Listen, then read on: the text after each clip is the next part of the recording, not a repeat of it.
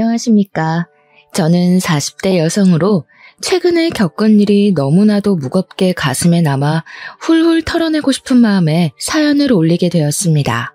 혹시 이곳을 자주 찾으시는 분들 중에 저와 비슷한 일을 겪으신 분들이 있다면 저는 이런 방법으로 털어내게 되었다고 이야기를 하고 싶어서 말입니다. 공감이 가실지 모르겠지만 제가 살아온 아주 기가 막힌 이야기를 풀어보도록 하겠습니다. 모쪼록 제 이야기를 끝까지 들어주시고 저에게 따뜻한 말 한마디 공감 한번 해주신다면 더할 나위 없이 기쁠 것 같습니다. 청취자 여러분들께서는 어릴 때 부모님과 헤어져 지내보신 적이 있으실지 모르겠습니다. 저는 어릴 때 부모님 두 분 모두 돈을 벌어야 하는 상황이었는데 제가 너무 어린 나이였기에 저를 맡길 데가 없어서 아이가 없는 이모 집에 저를 맡겨두었습니다. 이모는 결혼한 지 얼마 되지 않아 아이가 없었는데 제 나이 3살 때 이모 집에서 지내게 되었으니 3살이면 한창 예쁠 나이 아니겠습니까? 이모는 저를 정말 사랑으로 키워주셨습니다. 이모는 정말 친자식처럼 저를 돌봐주셔서 저는 이모 집에서 생활하는데 불편함이 하나도 없이 지낼 수 있었습니다. 거기다가 부모님께서 월급을 받으면 이모에게 저를 키우는 값이라고 생활비를 보태주셨기 때문에 이모가 더욱 저에게 복덩이라며 잘해주셨었습니다. 부모님께서는 제가 8살이 되면 집에 혼자 두어도 괜찮을 것 같다고 하시며 8살이 되면 꼭 같이 살 수 있게 데리러 오겠다고 약속을 해주셨습니다. 그게 제 나이 6살 때 한 약속이니까 저는 2년만 더 기다리면 부모님과 함께 살 수 있을 것이란 희망을 가지고 기다리게 되었습니다. 아무리 이모가 저에게 잘해주신다고 해도 친부모만큼은 아니지 않겠습니까? 이모는 서운해하시면서 부모 밑에서 자라는 게 좋지 하시며 저를 이해해 주셨습니다. 우리 이모는 제가 무서운 꿈을 꾸지 않도록 자기 전에 꼭 책을 읽어주시고 저를 끌어안고 사랑한다고 이야기를 해주셨습니다. 그러던 이모는 제 나이 7살 때 기적처럼 임신을 하게 되었습니다. 이모는 선천적으로 자궁이 약해서 임신이 어렵다는 이야기를 들었었는데 기적처럼 생긴 아이라며 정말 기뻐했고 이모부 또한 그런 이모를 공주처럼 받들었습니다. 저는 드디어 친척 동생이 생기게 되어서 참으로 기뻤습니다. 동생이 정말 가지고 싶었었는데 부모님께서는 동생을 낳을 형편이 되지 않아서 안 된다고 하셨었거든요. 친구들이 동생 자랑을 할 때마다 그렇게 배 아팠는데 저에게도 동생이 생긴다고 하니까 뛸 듯이 기뻤습니다. 제가 8살이 되기 직전 이모는 사촌 동생을 출산했고 저는 우는 것밖에 할 줄 모르는 아기를 보면서 정말 신기하고 작고 예뻐서 어쩔 줄 몰랐습니다. 그런데 8살이 되면 저를 데리러 오겠다고 하신 부모님께서 1년만 더 기다려줄 수 없겠냐는 말을 하셨습니다. 잘은 모르겠지만 이모와 부모님께서도 은근히 소리를 높이며 싸우셨던 것 같습니다. 저는 8살이 되기만 손꼽아 기다렸는데 1년을 더 기다려야 한다고 하니 주눅이 잔뜩 들었습니다. 하지만 더욱 저를 힘들게 했던 것은 오로지 저를 위해 하루를 살아왔던 우리 이모가 그때부터 저는 군 식구 취급을 하기 시작하셨다는 것입니다.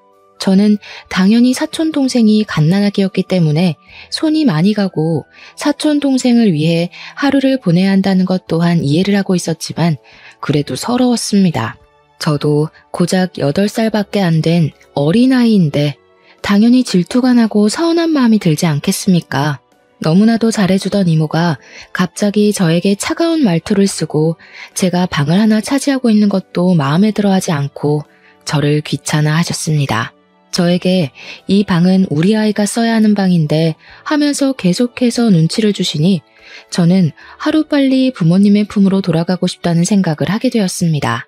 한 달에 한두 번 부모님께서 저를 보러 와주시긴 했지만 같이 사는 것과는 차원이 달랐으니까요. 제가 이모가 차가워졌다고 몇 번이나 이야기를 했지만 부모님께서는 미안해하시며 저에게 이해를 하라고 했습니다.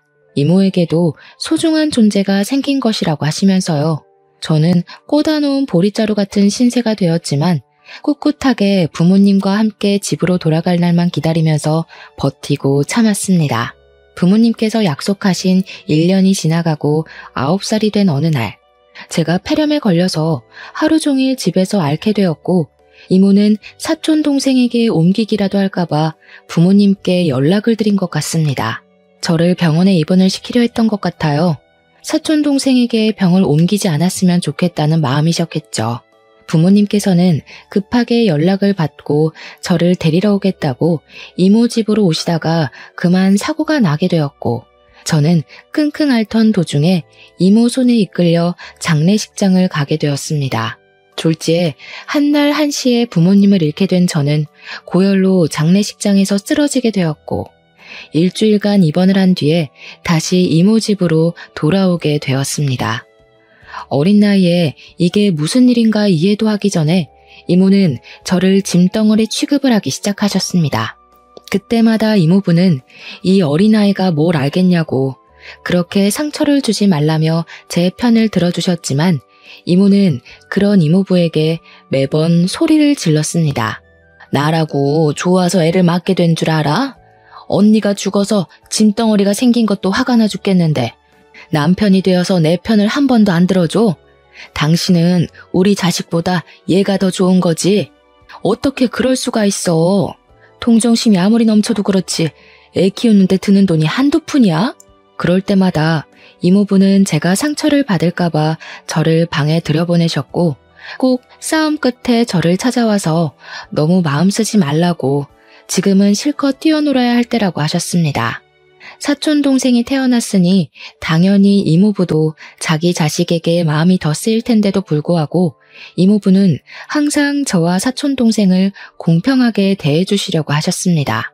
선물을 사와도 제 것까지 항상 챙겨주셨고, 새 옷을 살 때에도 어떻게든 제 옷 한 벌을 사주시려고 이모의 눈치를 보셨습니다. 자연스럽게 저도 이모와 이모부를 비교하게 되었고, 이모부에게 더 의지를 하게 되었습니다. 이모는 이모부에게 늘 잔소리를 끊임없이 하셨습니다. 우리 애 입히고 먹이고 할 돈도 모자라는 와중에 뭐 예쁘다고 군 식구한테 돈을 써? 지금이라도 고아원에 보내는 거 늦지 않았다니까? 어떻게 자기 조카를 고아원에 보낼 수가 있어? 그리고 애 걷어둔다고 보험금은 다 수령해놓고 사람이 그렇게 못되게 굴면 천벌받아. 여태 우리가 먹여주고 입혀준 것만 해도 그 보험금 다 썼겠다. 푼돈이야 그거. 저는 그 대화를 엿들은 이후에 정말 죽은 듯이 조용히 살았고, 최대한 이모의 심경을 거스르지 않도록 행동했습니다. 제가 아무리 안 입고 안 쓴다고 해도 저에게 들어가는 최소한의 비용이라는 게 있으니까 눈치를 많이 보게 되었죠. 밥 먹을 때도 사촌 동생과 저의 반찬 차별을 당연하게 생각하게 되었고, 소풍 갈 때도 도시락 한 번을 싸주지 않아서 늘 1,000원짜리 김밥을 포장해 갔습니다. 그 당시에는 급식비나 우유값도 전부 부모님 주머니에서 나왔는데 이모에게 그 돈 달라는 소리를 쉽게 꺼내본 적이 없었습니다. 제가 하도 급식비를 밀리다 보니 담임 선생님께서 한 번은 이모에게 직접 전화를 걸었고, 이모는 그게 또 자존심 상한다며 저를 혼내시곤 했습니다. 그렇게 군 식구로 살게 된 지도 꽤 흐르고, 제가 16살이 되었을 때 우연히 저는 길거리 캐스팅이라는 것을 받게 되었습니다. 저는 연예인이 될 수 있는 건가 잠시 부푼 꿈을 가지게 되었는데, 명함을 받은 주소로 찾아가니 저에게 장황한 설명을 늘어놓으면서 트레이닝비를 내라고 하더라고요. 그러니까 연예인이 되려면 기본적으로 춤, 노래, 연기를 할 줄 알아야 하는데 아무것도 할 줄 모르니 배워야 한다면서 돈을 내놓으라고 하는 겁니다. 그 비용이 엄청나게 비싸서 저는 하고 싶은 마음이 간절했지만 돈이 없어서 할 수 없을 것 같다고 정중하게 거절을 하고 나왔습니다. 제가 며칠을 우울해하면서 의기소침해하고 있자 이모부께서 무슨 일이 있는 거냐고 물어보셨고, 저는 솔직하게 제가 받은 제안에 대해 이야기를 했습니다. 제 이야기를 들으시고는 이모는 그런 거 다 사기라고 하시면서 주제 파악을 하라고, 누가 너한테 연예인 하라고 하겠냐고 하시더라고요. 하지만 이모부는 하고 싶으면 트레이닝비를 주겠다고 저에게 진짜 하고 싶은 게 맞냐고 물어보셨습니다. 이모는 우리 애가 지금 초등학생이 된 마당에 그렇게 큰 돈을 쓰면 어떻게 하냐고 난리가 나셨죠. 저도 염치가 없어서 이모부에게 그렇게까지 하고 싶은 일은 아니라고 했는데 기획사라는 곳에서 계속해서 저에게 연락을 해왔습니다. 이런 신선한 마스크는 찾기 힘들다. 돈이 부담되면 보호자를 직접 만나서 설명하겠다. 연예인이 딱 어울리는 직업이다 하시면서요. 트레이닝비를 깎아주겠다고 300만 원만 내라고. 원래 6개월 트레이닝 비용이 700만 원인데 파격 할인해주는 거라며 저에게 하자고 하더라고요. 저는 아르바이트를 해서 그 돈을 마련해야겠다 하고 생각했는데 이모부께서 미래를 위해 투자하는 거라며 300만 원을 주셨습니다. 너무나도 신이 나서 바로 그 회사에 돈을 주었고 트레이닝을 받게 되었는데 한 달 만에 사기를 당했다는 것을 알게 되었습니다. 그곳은 연예기획사가 아닌 일종의 학원 같은 곳이었고 순진한 학생들을 꼬셔서 연예인을 시켜준다고 한 뒤 그냥 대충 연기 수업만 받게 하는 그런 곳이었던 거죠. 당연히 저는 이모에게 눈물 콧물 쏙 빠질 만큼 혼이 났고 이모부는 저를 토닥이면서 그런 게 전부 경험이 되는 거라고 위로를 해주셨습니다. 하지만 저는 그날 이후로 이모에게 대역죄인이 되었고 눈치를 보면서 사는 게 너무 힘들어서 집을 나가야겠다는 결심을 하게 되었습니다. 제가 17살이 되고 고등학교에 입학을 할 나이가 되자 저는 기숙사가 딸린 특성화 고등학교에 지원을 했고 합격을 하게 되었습니다. 말이 좋아 특성화 고등학교지 고등학교 졸업 후에 취직을 할 수 있는 상고 같은 곳이었습니다. 저는 집을 나오고 싶다는 마음이 너무나도 간절했고 대학을 갈 마음 또한 없었기에 졸업 후 바로 취업을 할 수 있는 그 학교가 제 동아줄처럼 느껴졌습니다. 이모부는 저에게 아직 나이가 어리기 때문에 기숙사에 들어가는 게 위험해 보인다고 반대를 하셨지만 이모의 눈치를 보는 것보단 훨씬 좋을 것 같다고 생각했습니다. 거기다가 이모가 드디어 저를 치울 수 있다고 생각을 한 건지 결정을 참 잘했다며 고등학교 등록금은 내주시겠다고 선심을 쓰셨거든요. 저는 결국 이모부의 반대에도 짐을 싸서 대전에 있는 기숙사 고등학교로 내려오게 되었습니다. 그리고 일부러 이모와 연락을 하지 않으려고 학교 생활에 엄청나게 집중하면서 지냈습니다. 이모부는 제가 걱정이 되었는지 간간히 연락이 오긴 했지만 기숙학교에는 저처럼 낙동강 오리알이 된 친구들이 많아서 그런지 친구들과 노는 재미에 이모부 연락을 자주 받지 않았습니다. 그렇게 3년이라는 시간을 대전에서 보내게 되면서 이모의 가족과는 서서히 연락이 끊기게 되었고 저는 학교에서 좋은 성적을 유지한 결과 졸업 후에 바로 취업을 할 수 있게 되었습니다. 대학을 가지 않고 바로 일을 시작한 덕분인지 시간이 흐르고 흘러서 제가 27살이 되었을 때 저는 꽤 경력이 있는 사무실 직원이 되어 있었습니다. 하지만 8년차 직장인이라고 치기에 제 월급이 터무니없이 적게만 느껴졌습니다. 그 당시에 제가 받았던 월급이 220만 원 정도밖에 되지 않았는데 경력에 비해 너무 적다는 생각이 들어 저는 고민 끝에 이직을 결심하게 되었습니다. 제가 격리 업무를 보고 있었는데 한 곳에서 8년이라는 직장 생활을 했다는 것이 꽤 이득으로 작용이 되어 새 직장을 잘 골라서 갈 수 있었습니다. 세무사 사무실로 이직을 하게 되면서 세무 보조를 하는 일을 도맡아 하게 되었습니다. 그래도 숫자와는 꽤 친하게 지냈었기에 한두 달 지나니 일에 완벽하게 적응이 되더라고요.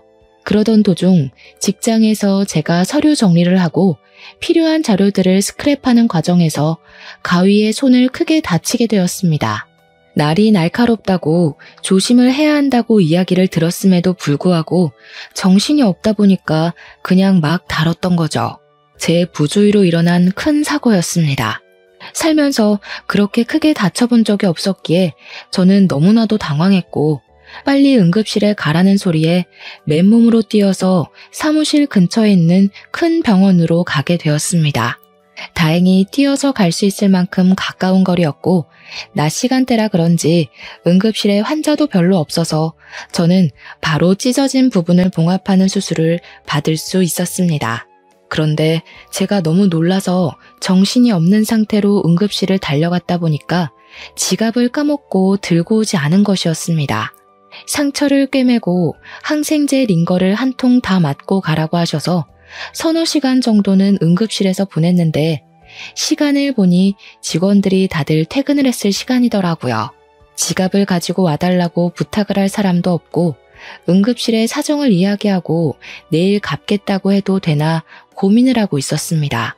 그런데 우리 회사 세무사님 중 한 분이 미진 씨 하면서 제 이름을 부르면서 병원비를 대신 결제해 주시는 게 아니겠습니까? 여긴 어떻게 오셨어요? 계산은 제가 해도 되는데 제가 지갑을 사무실에 두고 와서 제가 내일 꼭 갚을게요. 아닙니다, 미진 씨. 제가 병원비 결제해 드리려고 기다리고 있었어요. 이 정도는 제가 하게 해주세요. 저는 상당히 그런 친절이 부담스럽게 느껴졌습니다. 왜냐하면 그분은 저보다 9살이나 많으신 분이었고 평소에도 힐끔힐끔 저를 훔쳐보고 있었던 사람이었거든요. 제가 의도적으로 대화를 피하고 지내던 사람이었는데 불쑥 응급실에 나타나서 병원비를 결제하실 거라고는 생각도 못하고 있었습니다. 입씨름을 하고 싶진 않았지만 여지를 주면 안 되겠다는 생각에 과장님께 제가 꼭 갚겠다고 내일 바로 보내드릴 테니 계좌번호를 달라고 했습니다. 그러니 땀을 막 닦으시면서 그러지 말고 자기한테 밥 한 끼 사는 게 어떠냐고 하시는 겁니다. 데이트를 신청하는 것 같은 기분이라 팔뚝에 살짝 소름이 돋더라고요. 그래서 싫다고 거절을 하고 돈으로 드리겠다고 다시 한번 이야기를 했습니다. 무슨 창과 방패도 아니고 제가 계속 돈으로 드리겠다 하면 과장님은 저에게 밥으로 사주면 좋겠는데 하시더라고요. 응급실 앞에서 피곤해 죽겠는데 이런 대화를 왜 하고 있어야 하는지 머리가 지끈거리더라고요. 또래도 아니고 저보다 9살이나 많으신 분이 제가 하는 말이 거절이라는 걸 알고 있을 텐데도 박박 우기니까 진짜 피곤하고 힘들더라고요. 저는 계좌번호 보내달라고 말을 하고 응급실 앞에 서 있는 택시에 올라타서 그냥 출발해버렸습니다. 택시를 쫓아오는 듯 보였던 과장님은 제가 뒤도 돌아보지 않고 가니까 그냥 멍하니 서 계시더라고요. 그때부터 저는 사무실에서 그 과장님을 마주쳐도 은근히 피하고 대화를 차단하면서 지냈는데 계속해서 저에게 문자 메시지를 보내셨습니다. 밥 한 끼 같이 먹자. 오래 지켜봐왔다. 자기랑 같이 홀어머니 모시고 살 며느리 구한다. 어디 가서 자기 같은 남자 만나기 어렵다. 문자만 올 때는 그냥 무시를 하면 됐는데 제가 하도 무시를 하니까 이제 회사에서까지 말을 거는 게 아니겠습니까? 업무적으로 부딪힐 일이 전혀 없음에도 일부러 저에게 복사 좀 해달라, 프린트 좀 해달라 하면서 일을 시키는 겁니다. 오죽하면 회사 사람들이 전부 그 과장님의 마음을 눈치채고 우리 노총각 드디어 장가가냐고 은근히 저랑 붙여놓으려고 하더라고요. 정말 마음 같아서는 일을 때려치우고 싶었지만 여기만한 사무실 찾기가 힘든다는 걸 잘 알고 있어서 버티고 또 버텼습니다. 회사에서 만나다 보니까 제가 딱 잘라서 거절을 해도 얼굴을 계속 봐야 하지 않겠습니까? 욕도 못하고 부담스럽다고 애둘러서 거절을 했습니다. 그러니까 저에게 한번 만나보자고, 만나다 보면 부담스럽지 않을 수도 있지 않냐고 하면서 자기가 체력 하나는 좋아서 밤에도 잘한다고 허튼 소리를 하더라고요. 순간 제가 무슨 이야기를 들은 건가 싶어서 경악을 금치 못했습니다. 저는 바로 대표님을 찾아가서 그 과장님 때문에 일을 못하겠다고 저한테 밤일을 잘한다는 미친 소리까지 했다면서 어떻게 좀 해달라고 부탁을 드렸습니다. 그러니 대표님께서 노총각이 외로우면 그럴 수도 있지 하고 별다른 제스처를 취해주지 않았습니다. 사직서를 내자니 당장 취업할 곳도 없고 저는 절벽에 내몰린 기분이 들었습니다. 그렇게 피말라가며 하루하루를 버티는데 어느 날 과장님이 회사 끝나고 저를 건물 앞에서 기다리고 있는 것 같더라고요. 계속 사무실 불 꺼지는 걸 확인하며 아래에 떡하니 서 있는데 의심이 들어서 뒷문으로 조용히 빠져나와 집으로 왔습니다. 근데 정말 정신 나간 놈이 야밤에 집에 찾아온 게 아니겠습니까? 우리 집은 어떻게 알아낸 건지 띵동띵동 벨을 누르는데 무슨 스토커 같더라고요. 문 좀 열어봐요. 미진씨, 우리 이야기 좀 해요. 나를 여기까지 찾아오게 만들다니. 미진씨도 여지 준 거 맞잖아요. 집에 잠깐만 들어갈게요. 이야기만 해요, 우리. 제가 정신 나간 것도 아니고 문을 열어주겠습니까? 바로 경찰에 신고를 했더니 세상이 흉흉해서 그런 건지 10분 만에 도착을 했더군요. 경찰이 과장님한테 이러지 마시고 집에 가시라고 하니까 뻔뻔하게도 이 집에 있는 게 자기 여자친구다. 싸워서 화 풀어주러 온 거다 하면서 거짓말을 하더라고요. 문 뒤에 숨어서 듣고 있다가 너무 어이가 없어서 걸쇠를 걸고 문을 연 다음 그 틈으로 스토커라고 애인 사이 아니라고 경찰에게 울면서 호소를 했습니다. 경찰도 난감한지 경찰서로 와서 조서를 좀 써줄 수 있냐고 하길래 저 스토커랑 분리만 시켜주면 언제든지 가겠다고 했죠. 결국 과장님은 경찰에게 끌려나갔고 저는 다음날 회사에 연차를 내고 경찰서에 가서 조서를 쓰고 왔는데 출근을 하니 소문이 다 났더라고요. 대표님까지 저한테 혀를 차면서 뭘 이런 걸로 예민하게 신고를 하고 그러냐고 오죽 좋으면 저러겠냐고 하는 게 아니겠습니까? 너무 화가 나서 앞뒤 생각도 하지 않고 일 그만두겠다고 하고 직장 내 괴롭힘으로 신고를 했는데 대표가 저 모양 저 꼴인데 뭐 진전이나 있었겠습니까? 저는 결국 고용노동부에 신고를 넣었습니다. 저는 사직서를 냈으니 한순간에 백수가 됐고 직장을 구하기 위해 이리저리 원서도 넣고 발로 뛰기 시작했습니다. 28살이니까 저 하나 취직할 곳은 있겠지 생각을 하다가 이왕이면 저도 스펙이라는 걸 좀 쌓으면 좋겠다 싶어서 자격증을 따기로 마음을 먹었습니다. 국비 지원이라는 좋은 시스템이 있어서 지원을 받아 학원을 등록하게 되었습니다. 워드 프로세스라든지 엑셀, 한글과 컴퓨터 자격증을 따게 되었는데 강의를 들어야 했거든요. 거기에 강사로 온 사람이 32살인데 무척이나 외모가 훌륭했습니다. 성격도 괜찮은 편인 건지 수강생들이랑도 잘 지내는 것 같고 수업이 끝나면 같이 맥주 한잔하러 나가기도 하고 하더라고요. 저는 김 과장 사건 이후에 사람을 좀 피하게 되고 소극적인 면이 도드라지면서 수강생들과 잘 어울리지 못했는데 강사님이 저를 불러주기 시작했습니다. 같이 놀다 가자고 술 한잔 할 건데 같이 가자고 하면서 저를 불러내어 주셨고 한두 번 자리를 하다 보니 다들 친해지게 되었습니다. 아무래도 기초만 잘 배우면 쉽게 딸 수 있는 자격증이라 그런지 자격증을 따고 취업 자리를 알아보고 있으니 강사님이 저에게 좋은 회사가 있다면서 추천을 해주시더라고요. 알고 보니 강사님의 지인분이 운영하는 회사인데 월급도 평균 급여 정도는 받을 수 있을 거라고 일도 쉽다고 한번 가보라고 하더라고요. 가구회사였는데 장부를 다루는 사무일을 보면 된다고 설명을 해주셨어요. 무엇보다 중요한 월급이 제가 원했던 금액과 비슷했고요.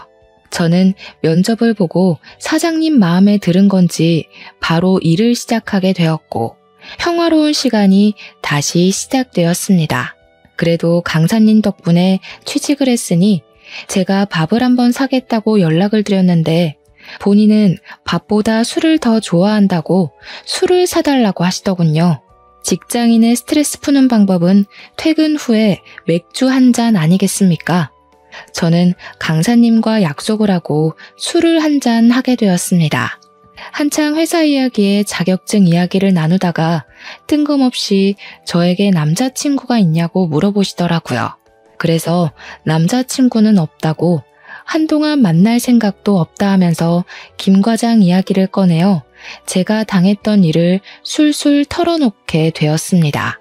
김 과장 덕에 남자 공포증이라도 생긴 것 같다고 이야기를 했더니 강사님이 엄청 진지하게 자기가 버팀목이 되어주면 안 되겠냐고 하더라고요.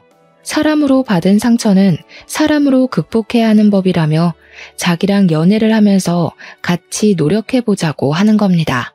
강사라서 그런 건지 말도 너무 잘하고 홀린 듯이 저는 고개를 끄덕이게 되었고 그날 이후로 저와 강사님은 연애라는 걸 하게 되었습니다. 저는 혼자 원룸에서 살고 있었는데 연애를 하다 보니까 정말 이상하게 헤어지는 게 너무너무 싫은 게 아니겠습니까? 남자친구에게 자꾸 우리 집에서 하루 자고 가 하다 보니까 자연스럽게 남자친구의 짐이 저희 집에 쌓이게 되고 반동거를 하게 되었습니다. 서로 같이 있는 시간이 늘어나고 버릇이나 취향 같은 걸 알게 되면서 더 깊은 사랑이 싹트게 되었습니다. 저는 남자친구에게 사실 우리 부모님이 돌아가신 이후에 이모네 집에서 자라게 되었는데 지금은 연락을 하지도 않고 연락처도 바뀌어서 모른다고 털어놓았습니다. 그런데 남자친구도 저랑 비슷한 상황 속에서 자라왔다는 것을 고백하는 게 아니겠습니까? 부모님이랑 인연을 끊고 지내게 되었다면서 혼자 살아온 지 시간이 꽤 흘렀다고 그래서 저 같은 여자를 만나서 안식처를 얻고 싶었다고 이야기를 하더라고요. 그 말을 듣는데 마음이 뭔가 뭉클하고 아, 이 사람이 내 인생의 반쪽이구나 하는 걸 느끼게 되었습니다. 그때 조금 더 제 인생에 대한 고민을 했어야 했는데 인생의 반쪽이라 느끼자마자 저희 둘은 혼인신고부터 하고 같이 살림을 차리기로 결정을 했습니다. 어차피 혼주석을 채울 사람도 없고 상견례도 필요가 없으니까 남자친구와 저와 둘이 같이 잘 살아보자 하는 마음으로 말입니다. 가락지 하나씩 나눠 끼고 결혼식도 없이 원룸에서 생활을 하게 되었는데 처음에는 헤어지지 않아도 되는 것이 참 좋았습니다. 그런데 금방 현실의 벽에 부딪히게 되었습니다. 원룸에서 둘이 살다 보니 서로의 사생활이 전혀 지켜지지 않았던 것입니다. 가끔은 혼자 있을 시간도 필요한데 말이죠. 그래서 제가 남편에게 물어보았습니다. 당신이 혼자 살던 집은 어떻게 했어? 나 만나기 전에 살던 집 말이야. 그 집 정리한 돈이랑 이 원룸 보증금 합쳐서 투룸으로 이사를 갈까? 나 원래 집 없어서 고시원에서 살고 있었는데 원룸도 넓고 나쁘지 않은데 왜? 당신 강사일 오래 하지 않았어? 왜 집도 없이 고시원에서 살았어? 젊었을 때 돈 모으는 것만큼 바보 같은 짓도 없다던데. 당연히 놀고 즐기느라 돈 못 모았지. 알고 보니 그동안 사람들 만나서 돈을 펑펑 쓰느라 모아둔 돈이 하나도 없었던 것이었습니다. 동거할 때까지만 해도 제 위주로 생활을 하던 남편은 혼인신고를 하고 같이 살기 시작한 이후부터 완전 제멋대로 행동하기 시작했습니다. 원래 강사 일을 할 때에도 그렇게 술 먹고 노는 걸 좋아하지 않았겠습니까? 결혼을 하고 나니 또 똑같이 술을 처먹느라 집에 늦게 들어오기 시작한 겁니다. 거기다가 무슨 연락이 그렇게 쏟아지는 건지 휴대폰이 쉴 틈이 없이 울려대더라고요. 처음에는 자중해라, 누구한테 이 시간에 연락이 오냐 하다가 점점 둘이 싸우는 시간이 늘어나게 되었고 결국 남편이랑 치고받고 싸우는 날이 늘어나기 시작했습니다. 소리를 지르며 싸우다가 서로에게 상처를 주고 결국 제가 남편의 자존심을 건드린 건지 뭔지 남편이 저에게 손찌검을 하더라고요. 술을 먹고 늦게 들어온 날 하필이면 카드값 고지서가 집으로 날라왔고 카드값이 250만 원이나 찍혀있는 것을 보고 제가 바가지를 긁었거든요. 한 달에 버는 수입이 고작 250만 원 조금 넘는 주제에 카드값이 250만 원이 나오면 우린 언제 원룸 벗어나고 언제 애를 낳아 키워? 이거 다 술값이라는 거잖아. 술값. 정신 안 차려 정말? 그러면서 남편을 막 흔들어댔더니 술 먹고 왔는데 토할 것 같다면서 저를 팍 밀치더니 씩씩거리면서 자빠진 저를 발로 차는 게 아니겠습니까? 제가 어이가 없어서 남편을 멍한 눈으로 쳐다보니까 지도 실수했다고 생각을 한 건지 술 깨고 이야기를 하자면서 누워버리더라고요. 제가 주저앉아서 한참을 가만히 있다가 문득 제 처지가 너무 서글퍼서 눈물이 줄줄 나오더라고요. 다음날 퉁퉁 부은 눈으로 술이 깬 남편에게 이야기를 하는데 기억이 나지 않는다면서 모르쇠로 일관을 하더라고요. 제가 남편에게 나 발로 차고 때린 거 기억 안 나냐고 하니까 자기가 언제 그랬냐면서 생사람 잡는다고 화들짝 놀라는데 연기를 어쩜 그렇게 잘하는지. 그래도 저는 남편을 한번 믿어주기로 결심을 했는데 원래 처음이 어렵지 두 번째는 쉽지 않겠습니까? 그 뒤로 술을 마시고 들어와서 수가 틀리면 저를 발로 차더라고요. 나중에는 뺨까지 치는데 이건 아니다 싶었습니다. 이혼을 해야 하나 진지하게 고민을 하던 와중에 가지가지하는 남편이 바람을 피운다는 사실까지 알게 됐습니다.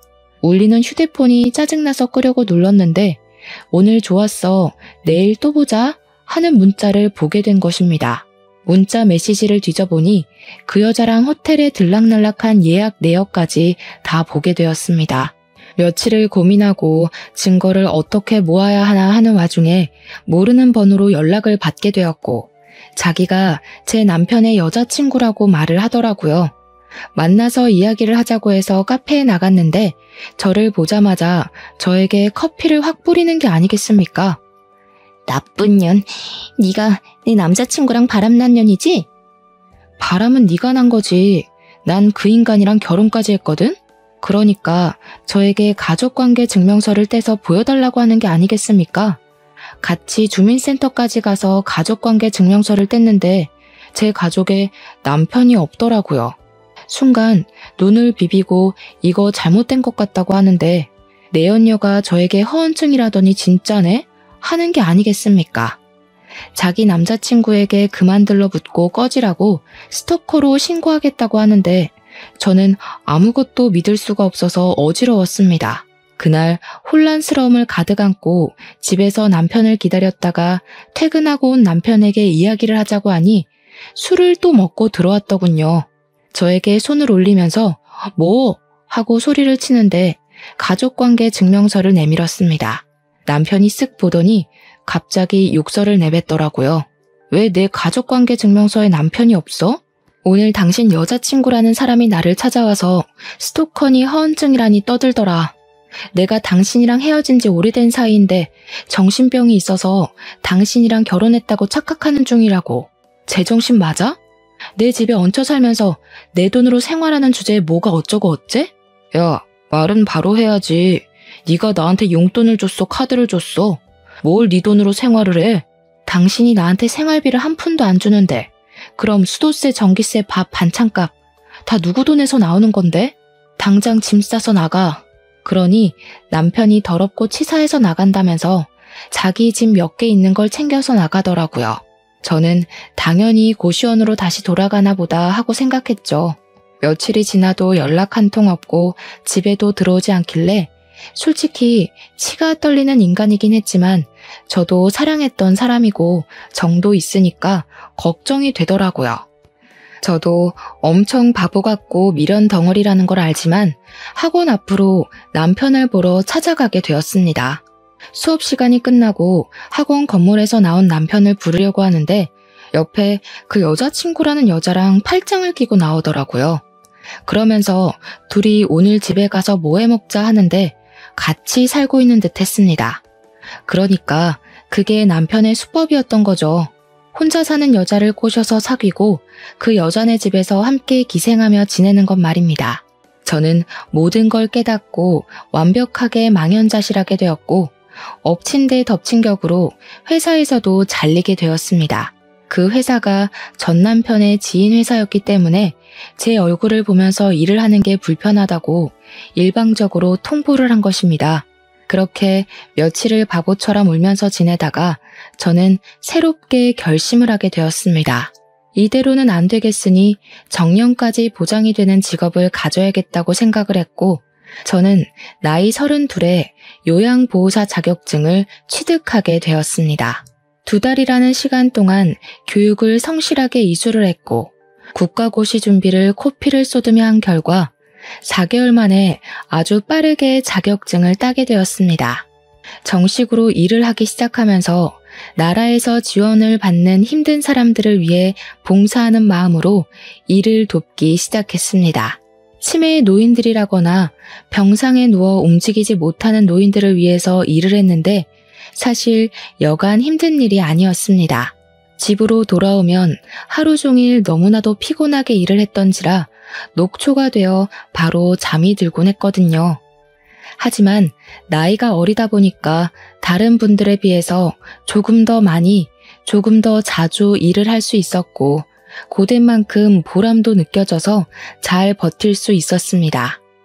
그렇게 병원이고 요양원이고 밤이고 낮이고 가리지 않고 열심히 일을 한 덕분에 보조금도 많이 지원을 받고 생각했던 것보다 훨씬 더 넉넉하게 생활을 할 수 있게 되었습니다. 일부 보호자분들께서 고생한다고 일당을 더 챙겨주시기도 했고 복지 일이다 보니 정부에서 나오는 보조금도 꽤 많았고요.